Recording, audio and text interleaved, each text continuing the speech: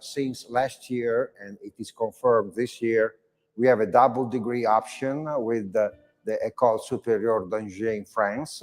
So you can actually option either the path in Italy or the double degree with 1 year in Italy, 1 year in France. Well, the second thing is that the internationalization also contains, for instance, the possibility of semester exchanges with Australia and Germany. And we also have each year 2 invited lecturers giving courses coming from Adelaide again and the University of Auckland. Then the third point is that we do care a lot about students for allowing them to have an internship experience that we can actually, spend as a vintage experience for 5 weeks. And we have a lot of good wineries and hosts that are willing to actually welcome our students.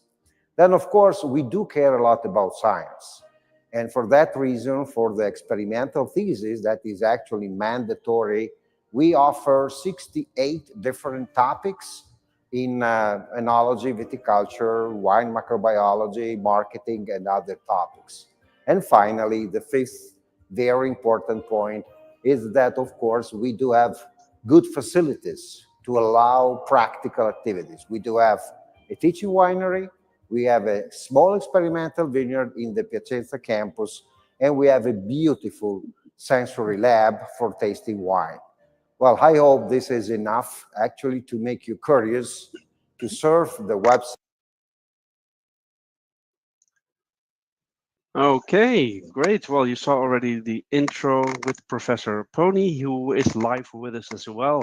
So he will present more details about this in this masterclass. So just a brief introduction. My name is Luc Mulling, the moderator of today. You join in to hear more about, the masterclass, first of all, but also the possible master in Viticulture and Enology. So the next 45 minutes or so, we will go over that. First of all, a couple of interactive options. You can write where you're logging in from, as already many did in the chat. Also, you can write your questions at any time through the panel at the right bottom called questions. I will be opening up some polling questions later on. And the last but not least, we have an interactive option at the bottom of the screen. You can click on the button called React. And with that, you can give your reaction to if you hear something, for example, you like. Exactly. That's the one. So do let us know. And without further ado, we go over to Julia, who will be introducing herself and her panel. So good luck. Thank you very much, Luke. So hello, everybody. I am Giulia Invernizzi. I work for Università Cattolica del Sacro Cuore. And together with Professor Stefano Poni and Riccardo Castellana, alumni of our master, we are going to give a short actual masterclass on what the Sustainable Viticulture and Enology master's degree is about. So, Luke, could you please share the presentation so that I can go over the agenda? Thank you very much. Okay, so as I said, Stefano Poni is a professor and program coordinator of our MSc in Sustainable Viticulture and Enology at Università Cattolica. Riccardo is a former student. He just graduated. So we're going to hear a little bit of his experience as well. And so what we are going to do today is we're going to introduce Università Cattolica, because somehow, you have to understand the context before choosing whether to apply to one university or the other. Then we're going to go over a masterclass on climate change and viticulture, which is always very appreciated and hot topic. Professor Poni is going to be the host of this part. And then we're going to go over the program details. We're going to ask Riccardo what his experience was. And then we're going to go briefly over the admission procedures with the entry requirements, the timeline, and the tuition fees that usually we charge for this program. Then at the end, of course, you can ask us as many questions as you like. We'll try to answer to all of them. So without further ado, we are going to go to the presentation of Università Cattolica del Sacro Cuore. So it's a long name, but we go by Cattolica. We are one of the biggest universities in Europe, actually the largest university, private university in Europe, one of the biggest in particular in Italy, with 5 different campuses.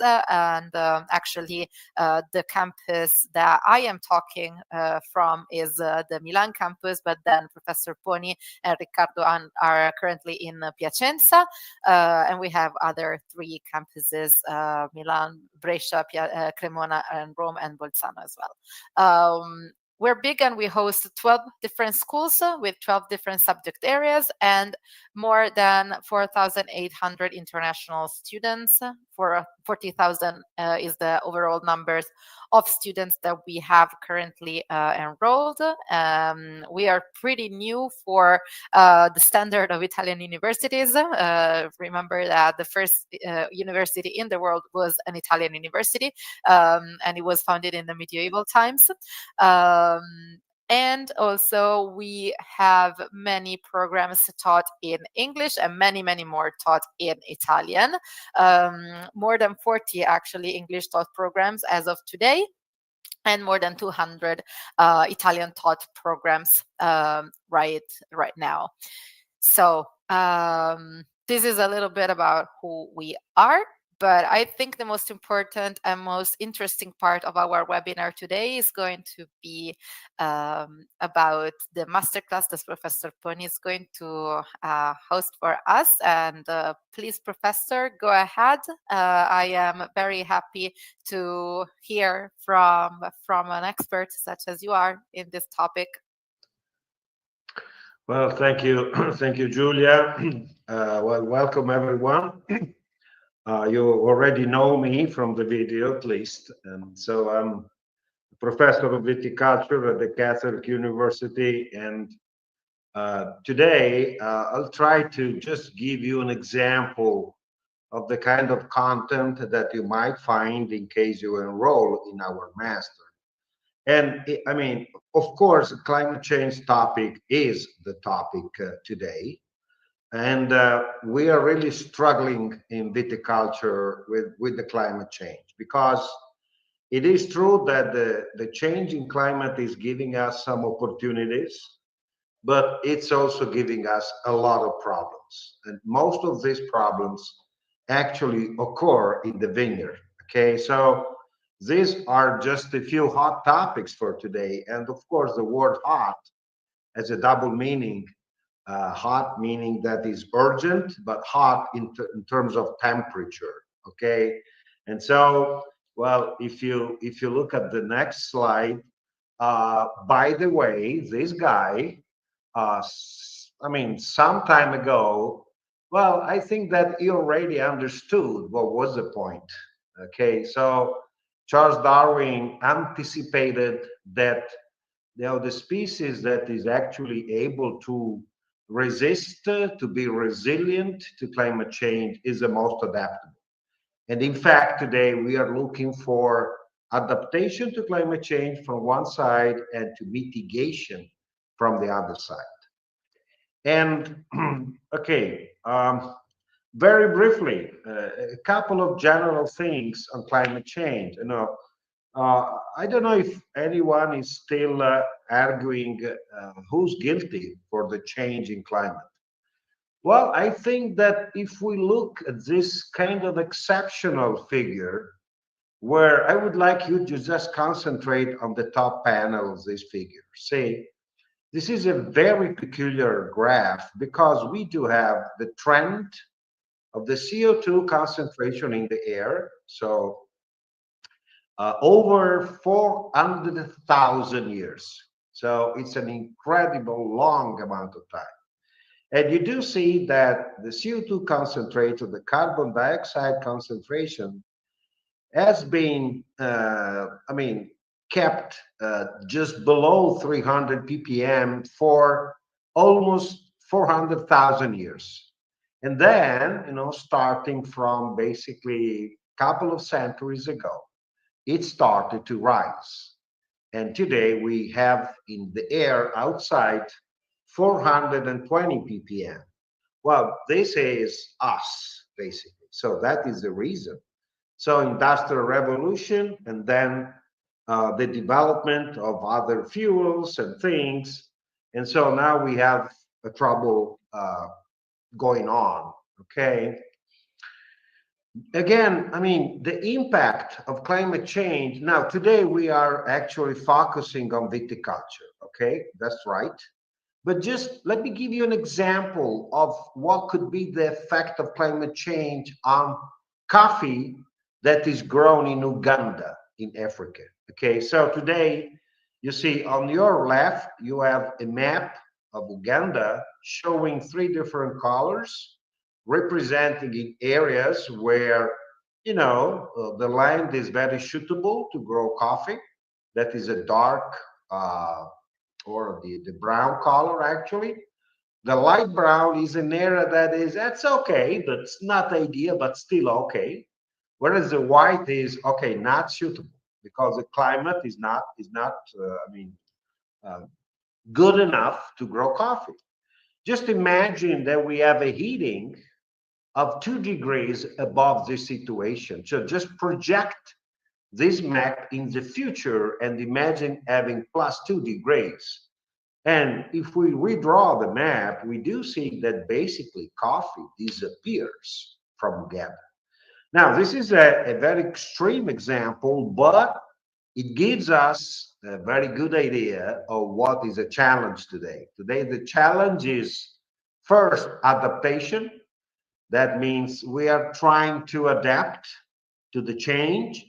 And there is an upper level that is mitigation. Mitigation is when we are trying actually to act on the causes of climate change. So it's a much more active approach.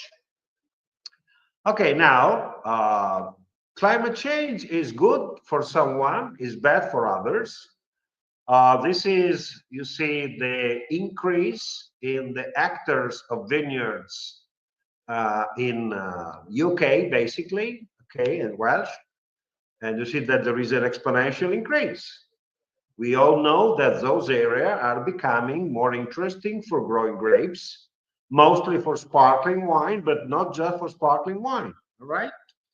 And on the other side, we do have areas like Italy, France, Spain, Portugal, so the big producers of wine that are actually going into a lot of troubles.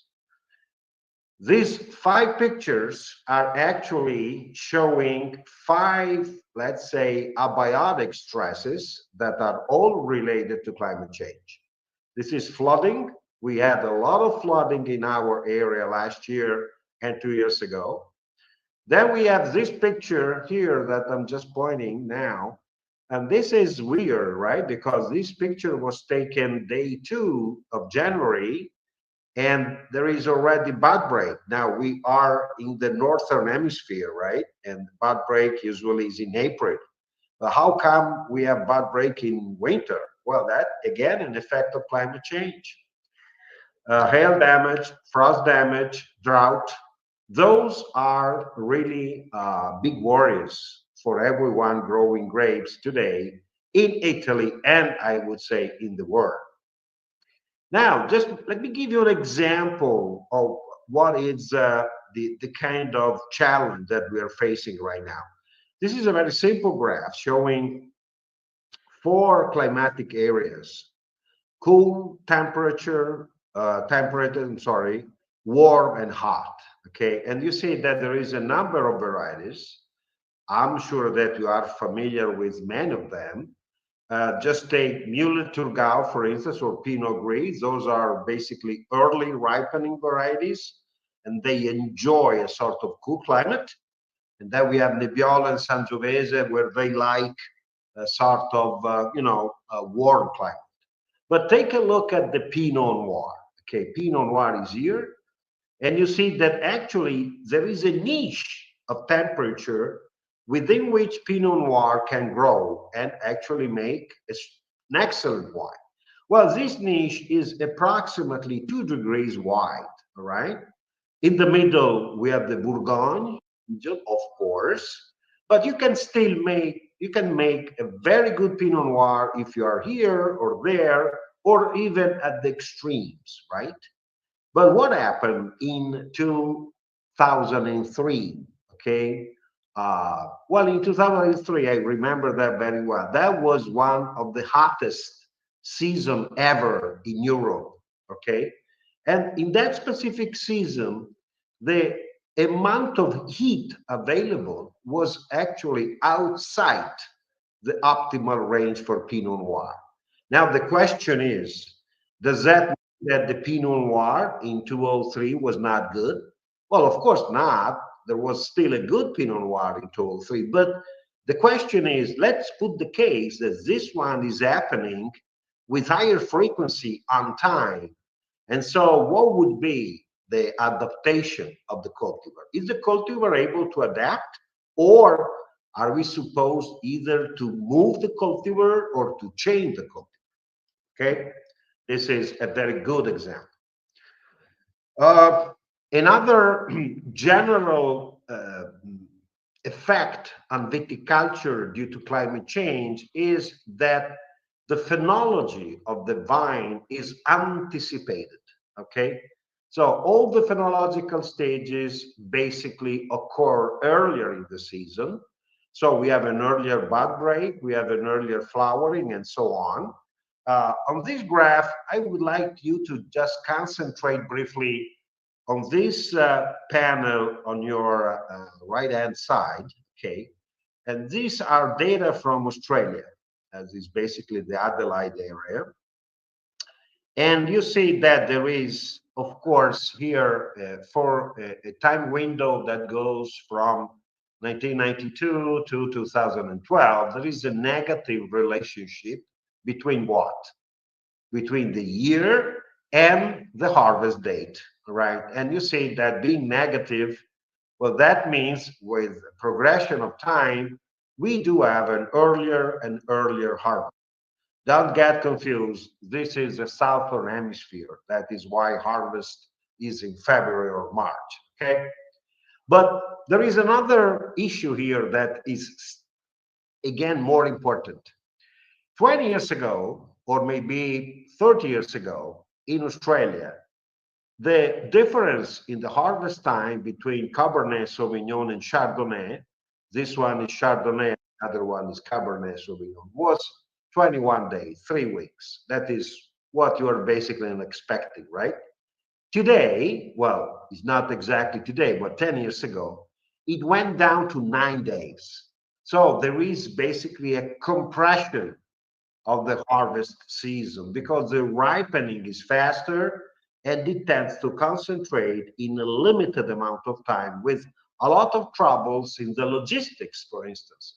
Imagine that you have to bring huge loads of grapes to the winery and they come all of a sudden. And so that would make actually the winemaker actually driving crazy at that point. I'm very serious about that. Well, another issue that I would like to mention today is I'm sure that you are familiar with a sort of keyword that today is very much used in general, but especially in viticulture, that is biodiversity, right? So everyone likes biodiversity. Everyone wants biodiversity. Well, but biodiversity is like a big box, and we need to understand what's inside the box, okay? This is very interesting. I'm working in an area that is in the Emilia-Romagna region, the Colli Piacentini area. We grow approximately 6,000 hectares of vineyards. They are located on the hillside land, actually.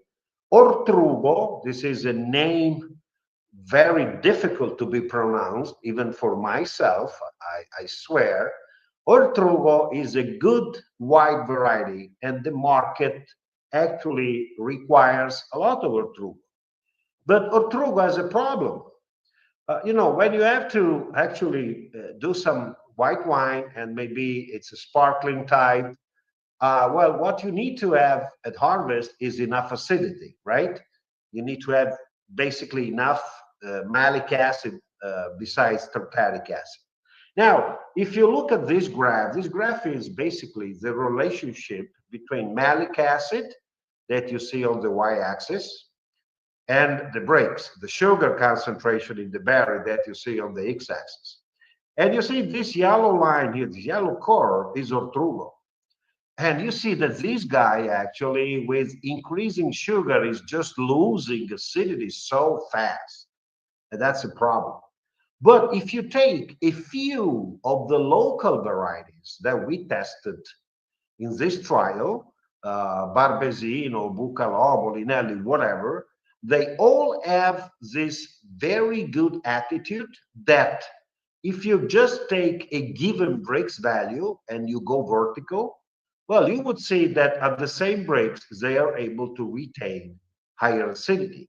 Well, this is nice because this would represent a permanent solution to the Ortrugo problem, not being able actually to maintain enough acids. It's an excellent example. Then again, probably you notice that I'm not really digging too much into specific data, into statistics. It could be very complicated, believe me. I would just like you to give you examples of what we are supposed to face today in vineyards. And this would be a good opportunity actually to ask a question to the crowd, but let me do this. Just look at the picture, only the picture. You see, in the top panel, I have a row of Sangiovese. Sangiovese is the most important red variety that we grow in Italy, okay? We still grow more than 65,000 hectares of Sangiovese, all right? And this row is another red variety that's called Montepulciano, all right? Now, these two rows are actually located in the same vineyard, and so they are really nearby, okay? They're very close. Well, it's clear that if I ask you which one of the two is doing better, well, you would say, hey, Montepulciano is doing great, right? You see the green leaves, actually, it's very healthy.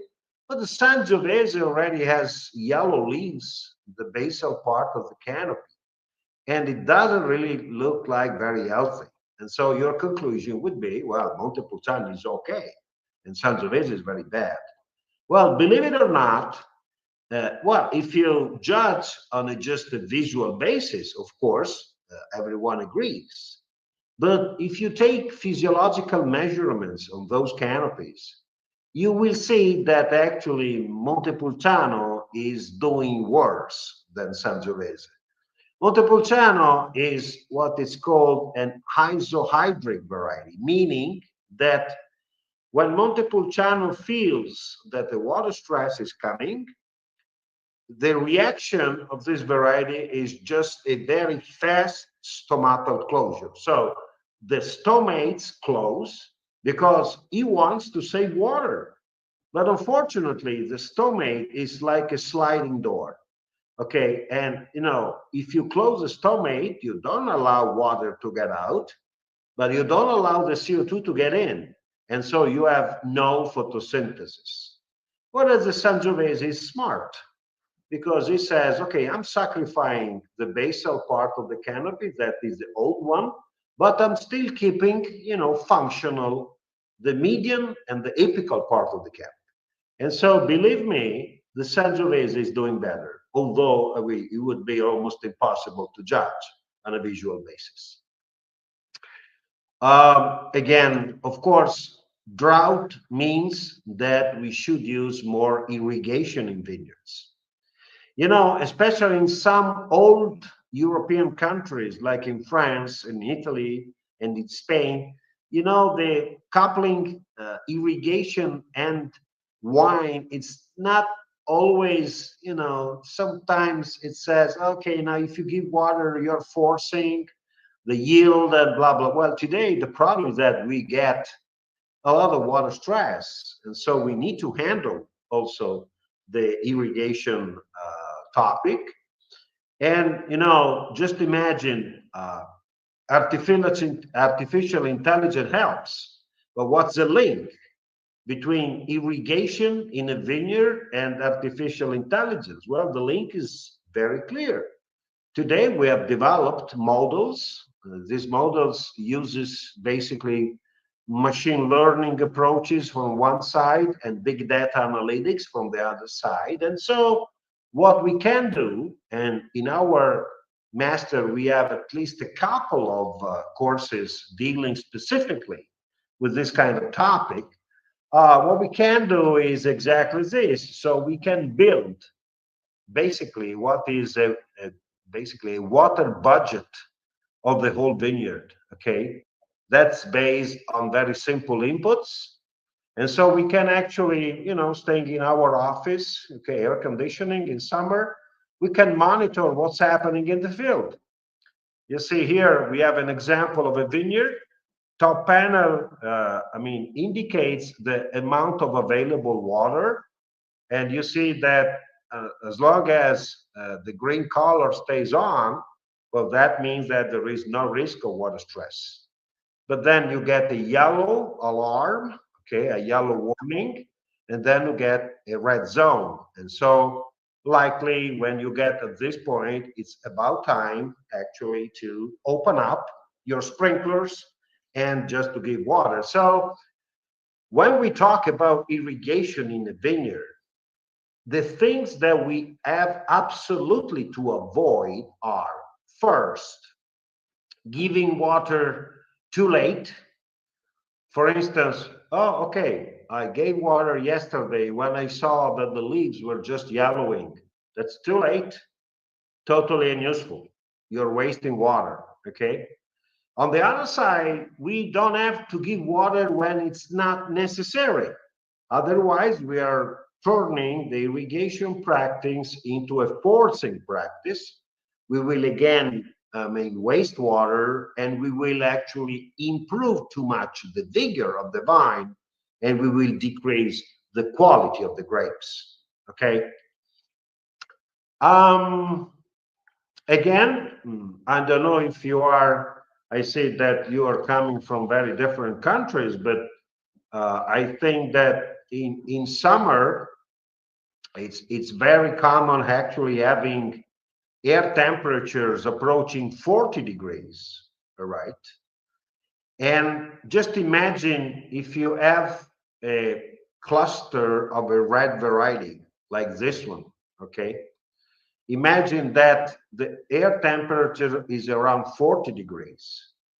What do you think could be the surface temperature of this cluster on that specific day?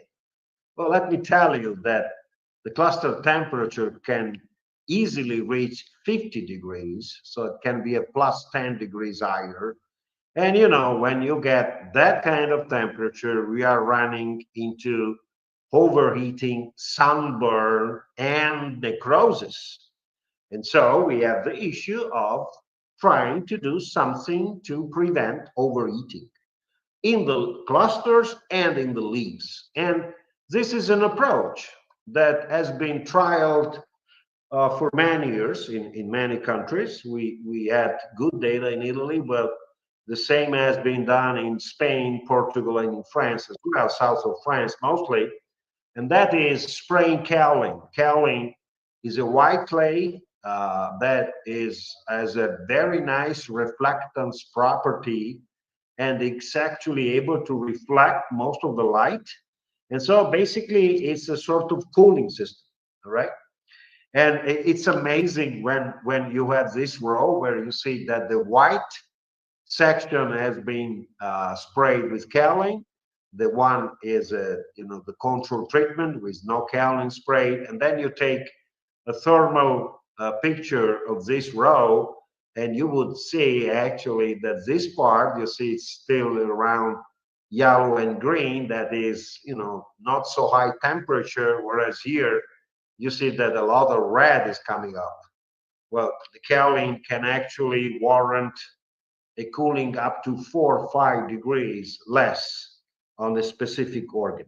And the other good feature that it's not very expensive. And this is again another thing that's very appreciated by growers. Okay, I'm approaching the end, but here I have a quite challenging topic that I would like actually to address with you briefly. And the topic deals with frost. The frost damage is really a nightmare. It's becoming a nightmare in many countries. You probably remember, especially in France and in Italy, those pictures posted on the socials showing fires that were lit during the night to heat up the air and prevent frost. Okay, famous pictures in the Bordeaux area, for instance. But you know, this is what happens when we get a frost damage. Frost is a low temperature that is occurring when the vegetation had started already. And so we have case A, case B, and case C. These are 3 different levels of damage. If you ask me which one is the worst, I would indeed answer A, because in A, you just have 2 shoots growing and they are all killed. They are both dead, and there is not much to do there, right? But for facing the frost, that apparently, wait a minute. Okay, now the frost is an expression of a low temperature phenomenon, right? But we have been talking for 20 minutes about global warming. And so how come the global warming is actually associated to something that is representing a low temperature related effect? Very simple, because since in spring the air and the soil warm up early, well, even the bud break is anticipated. And so basically we are actually widening the time window within which we may have chances of a frost damage. I have to say that we are taking the merit for having invented this practice that can be helpful if you want to escape a frost damage. Of course, you need to be lucky enough. I mean, viticulture is not like math, okay? So there is always a probability that things just don't go well. However, this is a protocol for what is called a very late winter pruning. Usually you prune a vine anywhere between the leaf drop and the beginning of bud burst next year. Well, in this case, on a pre-pruned vine, all right, we wait until, you see here, the vegetation starts on the apical shoots of this cane, okay? And only at that stage, we complete the pruning that is meant to leave 2 short spurs. A spur is a very short cane. Here, the advantage is that, you know, if there is a frost damage that arrives when we are at this stage, oh yeah, the frost will kill those shoots, but we will get new shoots from the basal nodes, and that will solve the problem. All right. So this has been tried in many farms and wineries, and it works well. Okay, let me go to the basically to the conclusions. The new frontiers. Oh, well, viticulture is really a gym now where you can actually play different exercises. All right. And for instance, there is some interest rising right now on actually using agrivoltaic systems on your vineyard. the scope is very clear. This is an example of what it's called in books a dual use of land. Okay, so you have a vineyard, right? You are in an area where, of course, you have excess of light and temperature. So it's not basically a cool climate, it's a climate where you have a lot of energy. Okay, so you are using the agrivoltaic panels to either capture light and produce energy. At the same time, you want to screen the vines in order to avoid sunburn, overheating, and this kind of stuff. It's nice because this is our vineyard in Piacenza. Well, if you enroll in our master, you might be able to work on that. All right. And the other thing is that there are two strange things in this picture, right? One is the panels. Okay, these panels can move actually laterally. They can actually track completely the sun, or they can avoid the sun. It's totally automated. And the other thing that you're not probably familiar with is that we use in Piacenza since many years this whole canopy gas exchange approach. So we actually envelope the canopies in this big balloon that is basically polyethylene, and we are able actually to measure continuously the gas exchange of this canopy on a 24-hour basis, and we can get data of photosynthesis, respiration, and transpiration. So basically, we measure everything. Well, I guess that is most of what I was planning to tell you. I don't really want to advertise myself. However, if you want to deepen a little bit some of the topics, there is a book from myself. That is this one. Don't fool around trying to look that in your library. It's just available on Amazon. Just to be very clear, it's available only online in that case. And so if I see a rise in the selling rate, that's your credit, of course. And what else? Oh, I think that is, well, thanks for your attention. This is my wish also for the coming season. We really need to be lucky when we grow grapes. Well, thank you very much.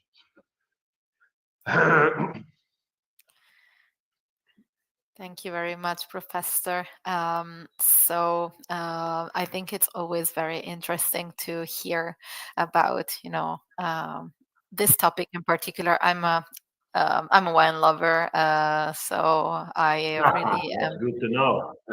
Yeah, I am really That's enthusiastic always about good the to know. opportunity.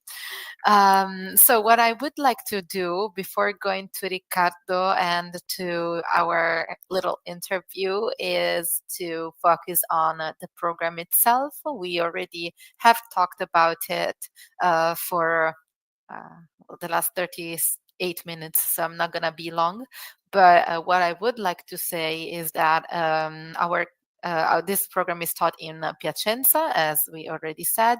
It is a course which is centered about what Professor Poni just explained, so climate change, biodiversity, sustainability, and it has a lot of practical scenarios. So you have seen the vineyard where Professor Poni and his students work.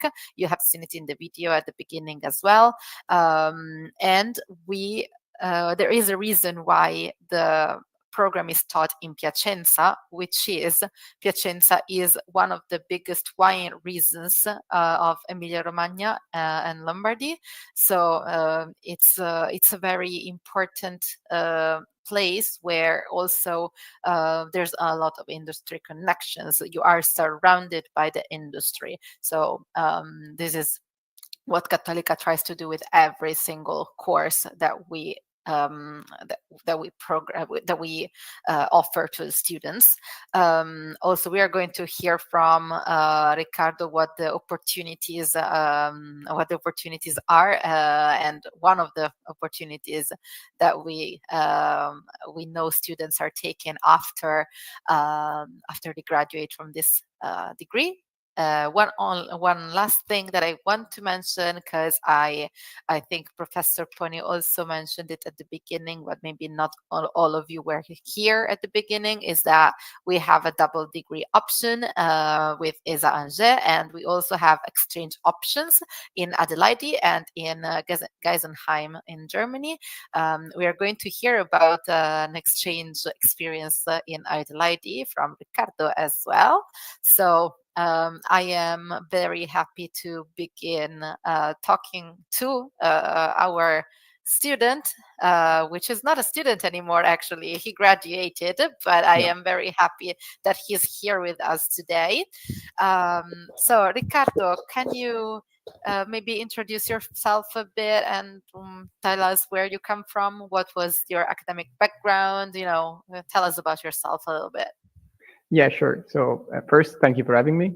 I'm Riccardo Castellana. I'm originally from Piacenza, the hills around Piacenza. So I was born and raised around Cattolica.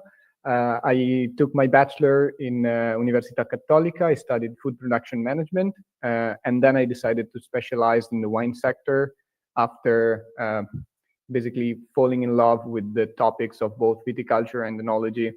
And so the master was right there. It was really, really interesting. And I already knew Cattolica, so I felt like that was my next choice. Absolutely. Born and raised in Piacenza, born and raised in Cattolica, basically. So I am very happy to hear about these stories. So you said that Cattolica was your first choice, but what do you think the Sustainable Viticulture and Enology program has that all the other programs that you have considered maybe do not have? Yeah, so it was my first choice because I was there. It was the one that I was most familiar with, but I definitely considered other masters before enrolling. And it's, at the time, definitely the only master in viticulture and enology that was completely taught in English. I don't know if now there's more, but it was definitely one of the first. And especially the ease of doing exchange semester was what really sold me on it, because as I said, I've studied in Piacenza my whole life, and I was wanting to get another experience, something more abroad, something different, something to basically get out of Piacenza for a little bit. And the exchange opportunities are what sold me, and I'm really glad I made this choice. Yeah, we're going to talk about the experience that you had in Adelaide. But before that, how would you describe your academic experience? Like, what's the aspect of the program that has been the most exciting and one that has been really challenging?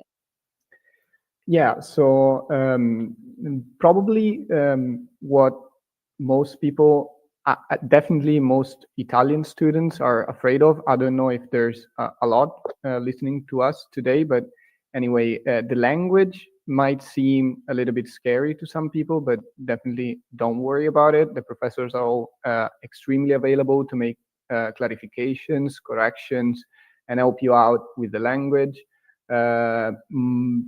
Maybe also a lot of people are scared of the experimental thesis. Don't be scared. It's not going to be easy. It's going to be a lot of work, but it's going to be super rewarding, and you're going to learn a lot. It was definitely the most challenging aspect for me, just for the sheer amount of work that was needed. The research, the literary research first, then the experiments themselves, and then the writing part especially. I'm not that good at writing, but you're going to manage. Take your time.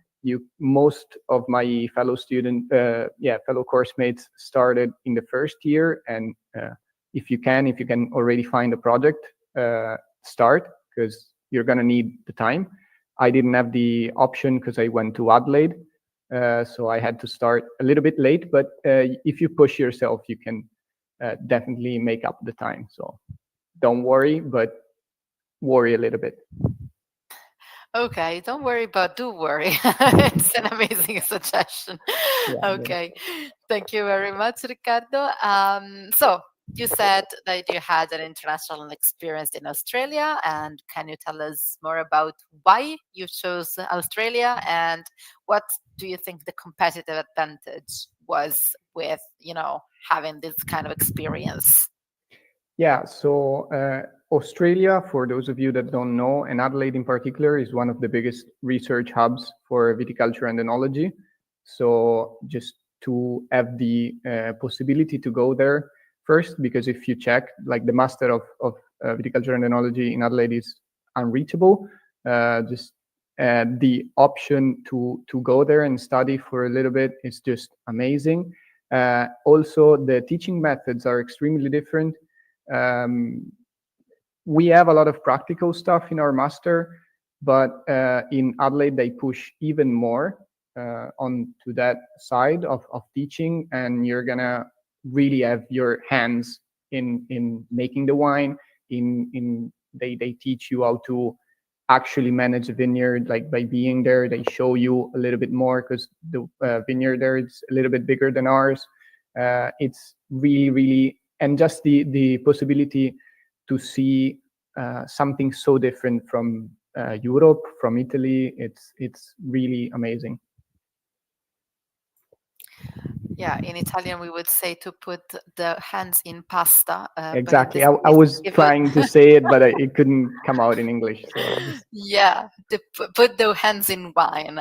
yeah. Okay, very very interesting, and absolutely, this is coming from a person who works for an international office. If you have the chance to go abroad, do it, because it changes your life anyways, regardless of the program you're choosing. But no, piece of unsolicited advice, of course.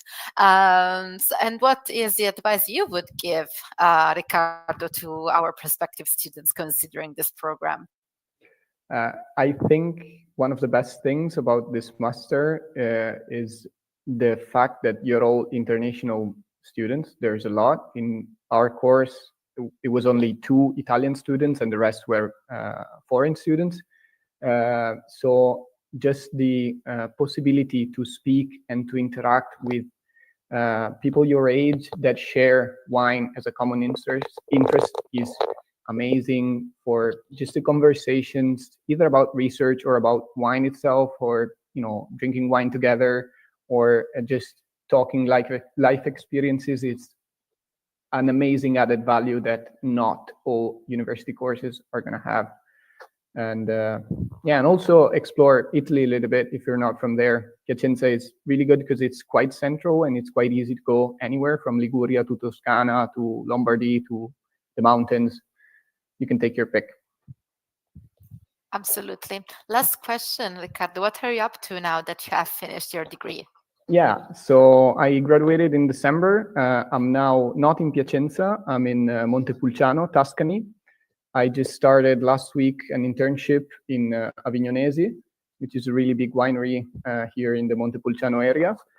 I'm working right now mostly in the vineyards, sometimes in the winery. I'm just now there's not a lot to do in the vineyards, so I'll be helping out with managing the treatments, phytopathological studies. They have a lot of research that they try to do to improve their management. Both in the winery and in the vineyards as well. They're always trying out new machinery, new approaches. So yeah, I just started, so I don't have a lot to tell you, but it's really good and really interesting. And Very nice.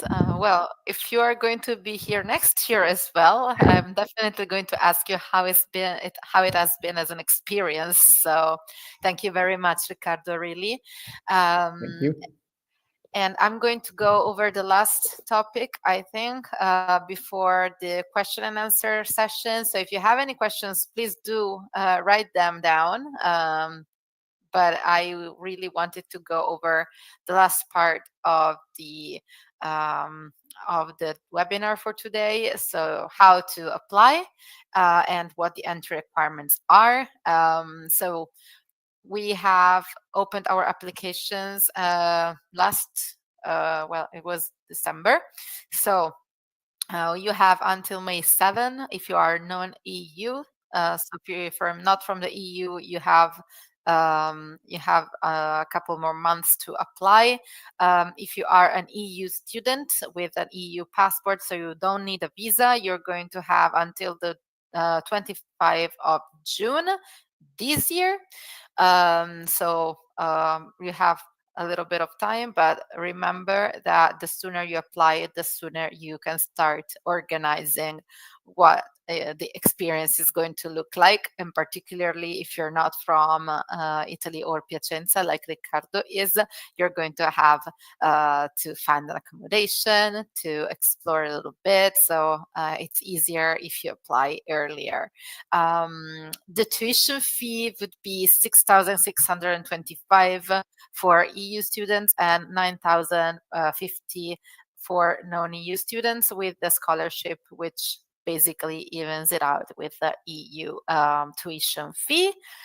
And what we would need for you to be a successful applicant here would be, first of all, an English proficiency certificate with a B2 level. We accept most of the English certificates that a lot of universities accept. So Cambridge, IELTS, TOEFL are the most common ones. And also you have to have an undergraduate degree. You don't have to worry if you haven't finished it yet. Most of you are actually not going to be finishing your degree before you start the application. We know, and we evaluate your whole academic background, and you have to obtain the degree before the 31st of July. So you will be sending it over to us later on. Also, another thing that I think you might have thought and you might have grasped from what Professor Poni was explaining is that you have to have a background in this kind of things to understand. So these kind of topics, which are a little specific. So we welcome students with undergraduate degrees in fields such as agricultural and forestry sciences, zootechnical sciences, biotechnology, agricultural and food economics, environmental sciences. So it has to have at least a bit to do with what you're going to study next. Otherwise, it's going to be a little too much to handle as a master's science level. So that's basically it. I noticed that there were some questions coming, so I'm gonna leave the QR code to access the platform to apply, and I'm going to ask Luke if he can ask the questions for me, and I'm trying to answer, or I don't know if I can just give the word to Professor Poni or Riccardo regarding the topics that they covered. Yes, indeed. Well, thanks already, everyone. And we did indeed get some questions, so we go over to those. So just before that, you shared the QR code, but I also shared actually the link. You can go to apps at the bottom of the screen and click on links. There you find already 2 links to the online application portal and also to the program details. So then you can read more about it as well. Now let's go over to the questions. So we received a question from Femi asking, do you help with housing? Yeah, I'm taking that. So we have an institution called Educat, which kind of helps with housing in the sense that there are some accommodations that we provide, but they're not many. We are, unfortunately, as most European countries, unable to meet the demand for housing, but we also do have some advice on where to find accommodations. So we have some specifics on our website. You can go check it out. But that would basically, I would say we don't have enough accommodation to meet the demand in general, even in smaller campuses. But what you need to know on the bright side is that Piacenza is definitely easier to tackle as much as the housing market is concerned, because of the request, which is a little lower, I would say, from students than in other cities in the north of Italy, which have a university background, like Pavia, for instance. But Pavia is packed with students, so it's very difficult to find accommodation. Piacenza is a little less complicated, so we hope that it stays this way.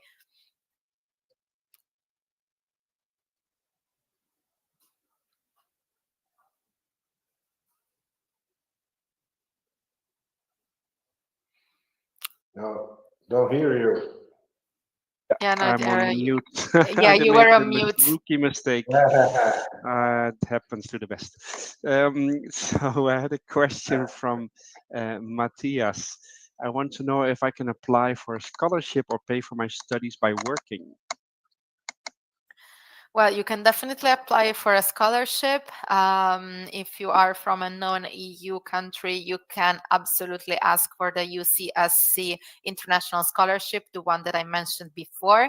Also, you can apply to merit and income-based scholarships through EduCat again. Of course, it depends on merits and income. So you have to look at their requirements in order to get one of those, and pay for your studies by working. I think it can be done with a little bit of practice and a lot of organizational skills, I would say, because the courses are not most courses, and correct me if I'm wrong, Professor Poni, are not mandatory attendance, but Okay, of yeah. course. No, Yeah, it's very important to clarify that attendance, of course, is not mandatory by law.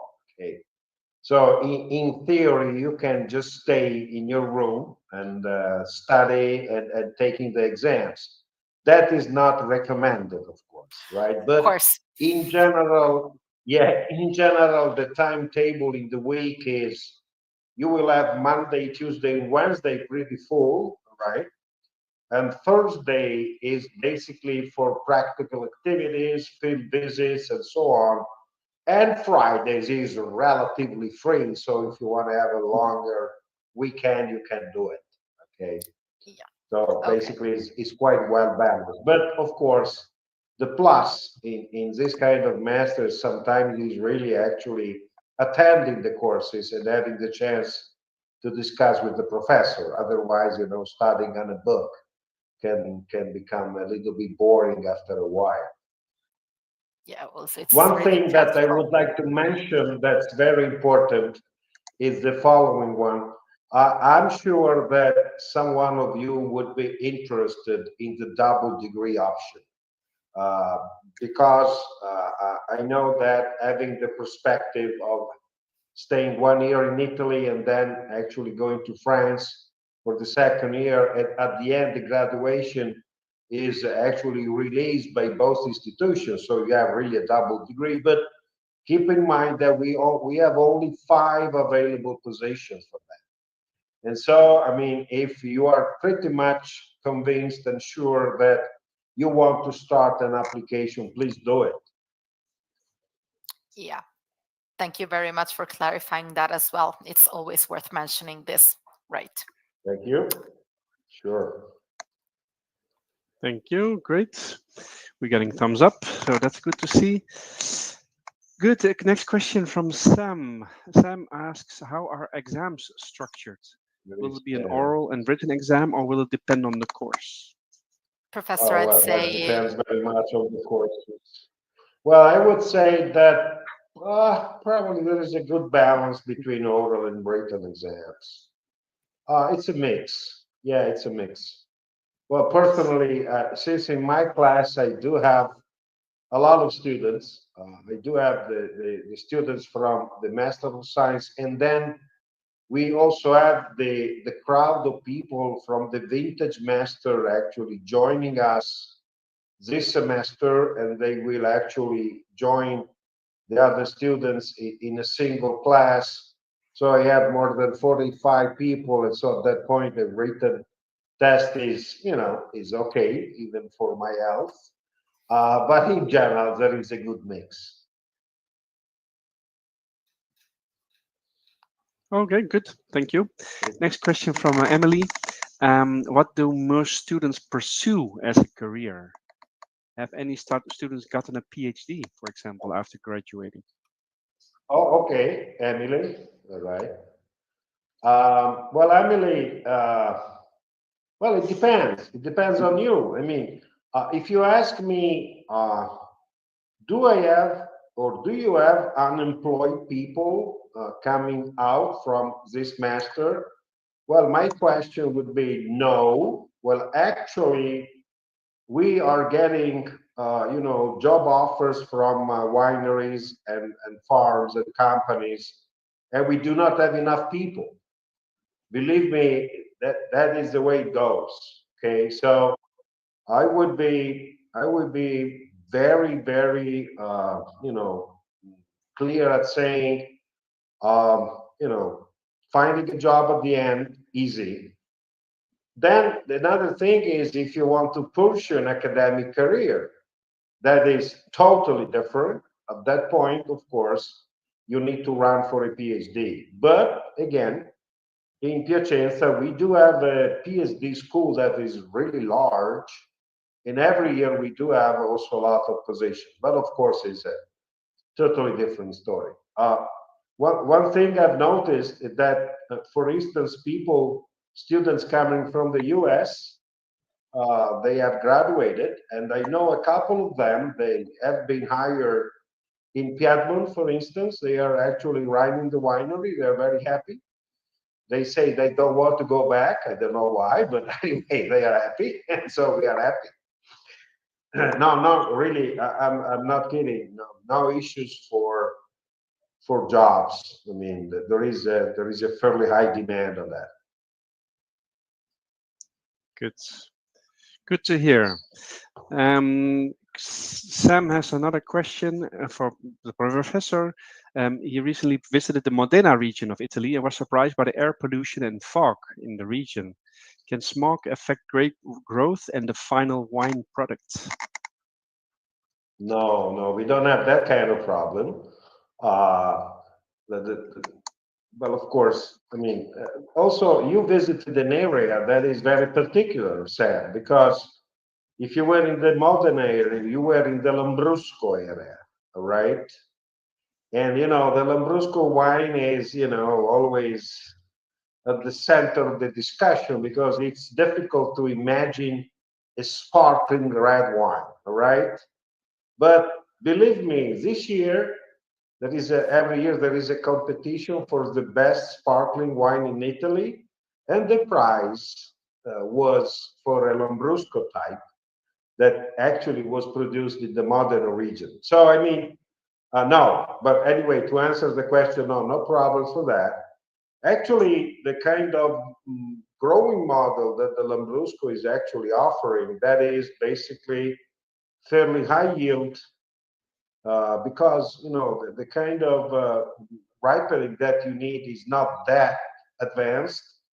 Is today is a sort of winning project, and it is actually having quite a big success. Okay. Great, thank you. A question from Sam about how many students are there in one class? Oh yeah. Well, it depends very much if the course is also followed by our twins of the vintage master, right? If not, average number is anywhere between 15 and 20, right? Ricardo can confirm that.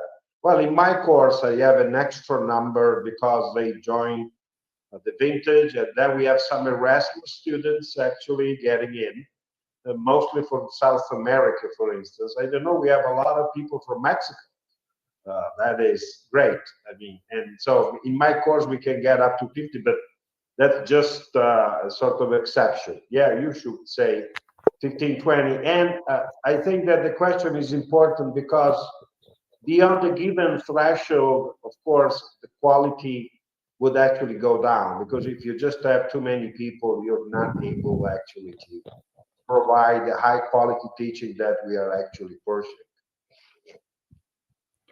Yeah, I just wanted to add, in my class, we Yeah. were a bit unlucky because we were coming out of COVID when I enrolled. So my year was actually Ah. fairly low number of students. We were only 8, but the year before and the year after, they were like over 15 and less than 20. So, but anyway, even if you're a small class, it's, 20. We have actually a limit. Yeah. Actually, our limit for enrollment would be 20. All right. But of course, if I get 22 or 23, that's not a problem. Okay. But we don't want to have 50 people, 40 people, too many. Okay, great. Thank you very much for that answer. And we had one more question I saw. Sebastian was wondering, how much can this study help me with my future? And he is doing a master in agricultural development. So how is this course possibly helping him? Well, I don't know, maybe, but what I can say that our goal is that, you know, the wine value chain is composed by different segments, right? So you have the production, then you have the winery, then you have the labeling, the marketing, the consumer opinion. Well, the goal is actually to form someone who is actually able to join each of these 4 or 5 segments. Well, of course, you know, enology and viticulture would take most of the I mean, jobs and things. And just keep in mind that today, well, at least in Italy, it's difficult that a company that wants to hire you would ask you to do something very specific. At the very beginning, they want to have someone who's actually trying to deal with multiple issues, okay? That is also good for your personal growth. And then, of course, with time, you might get some more specialized issues.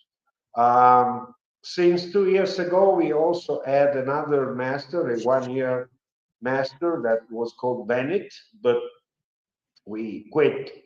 We quit with that 2 years ago because we really want to stick with this SV because we have invested a lot of energy in the double degree. We have invested a lot of energy in the internationalization of the course. And one thing that I would recommend you to look at,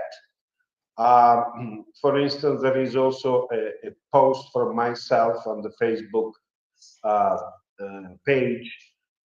Just grab a minute to look at the almost 70 different topics that we offer for your master thesis. And they actually run from viticulture to enology, microbiology, genetics, wine marketing, and so on. That is really an example of when you might grow personally, because, you know, having to run a thesis and actually having to do the writing is something that would actually really improve your skills and, you know, will probably make you more robust for your future. Great. I think those are good words, and I hope that gives an answer. Thank you. Yeah. So I was putting a polling on the screen. Excuse me for blocking you. It was just a question. No problem. We wanted to know from people what for information they were still looking for.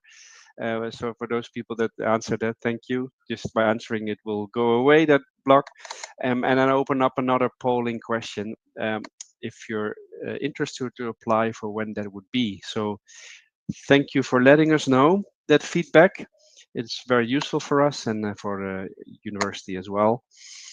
And of course, we can say that Julia is available for any info. I'm available. Just send me an email. And you get a fast answer, and that's it. And well, then that's it. Then Yeah, we wrap up the session. absolutely.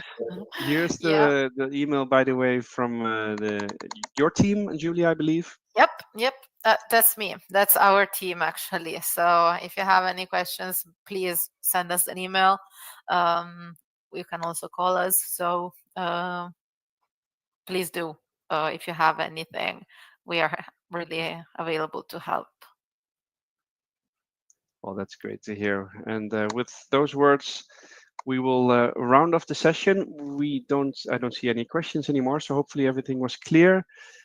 Thanks everyone for having joined. See already thumbs up coming. Sammy's typing. Oh, okay. All right. Yeah, Oh, so they're just saying hello. Okay. thank yous and great session, I hear. Well, that's good to see. So that's what we do Thank it you, for. Sebastian. Thanks for your nice words. Yeah, thank you. Bye Thank you, bye. Ramon. Thanks everyone. And I have a last polling question to see Bye. how we did. And there it is. Thanks to let us know, grading us, and bye-bye. Have a good day. Thank you. You too.